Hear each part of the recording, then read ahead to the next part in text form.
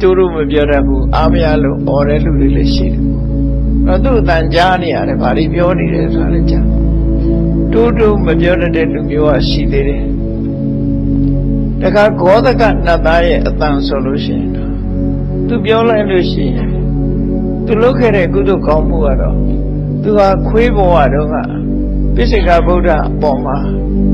ဒီခင်မင်စိတ်နဲ့ပေါ့ကြီးညိုတယ်ဆိုတဲ့စိတ်ကိုတော့တရိစ္ဆာန်အနေနဲ့တရားနဲ့ကြီးညိုတာတော့ဟုတ်ချပါဘူးခင်မင်နဲ့စိတ်တရိစ္ဆာန်တွေကလူကိုခင်မင်နဲ့လေအဲ့တော့ခင်မင်နဲ့စိတ်နဲ့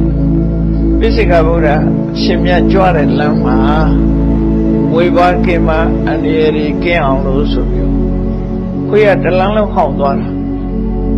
သူ့တန်ကြရင်ဝေဒီပါရီစိတ်တော်ရှိတဲ့ကောင်းတွေခွေးအောင်တန်ကြတာနဲ့ဘေးဖယ်သွားမယ်ဆိုအဲ့ဒီရွယ်ချက်နဲ့သူကတန်နဲ့ဟောင်းပြီးတော့ကုသိုလ်ပြုခဲ့မှုတယ်အဲ့ဒီကုသိုလ်ကြောင့်သူကနတ်သားဖြစ်တဲ့အခါတိုးတိုးပြောလို့မရဘူးသူစကားပြောရင်နတ်ပြည်တစ်ပြည်လုံးကကြားတယ်ဆိုတူတူပြောခြင်းတော်တော်ခက်မဲ့နတ်သားပဲခောဒကနတ်သားဆိုတာရှိတယ်လူတွေမှာအတန်တိုးတာအတန်ကျဲတာမျိုးမျိုးရှိကြတယ်စကားပြောရင်တူတူပြောလို့မနေသားထောင်ရတဲ့ပုဂ္ဂိုလ်ရှိသလိုကျဲလွန်အားကြည့်လို့နားကွဲမတတ်ခံရတဲ့ပုဂ္ဂိုလ်မျိုးတွေလည်းရှိတယ်လူတွေဟာသူ့အချင်းစရိုက်နဲ့အလိုက်ပြောကြဆိုကြဆက်ဆံကြအတန်ဆိုတာကိုအသုံးချပြီးတော့စကားပြောကြ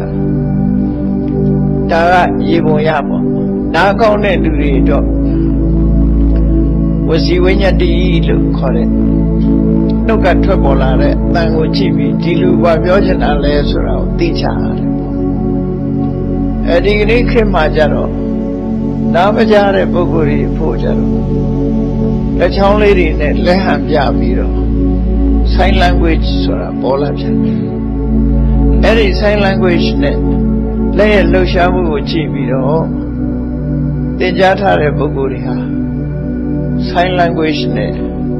တော့သိနားလည်ပုံရတယ်ပေါ့နော်ပြည့်စုံတော့နားလည်ဖို့လို့ရှိမှဖြစ်မှာနော်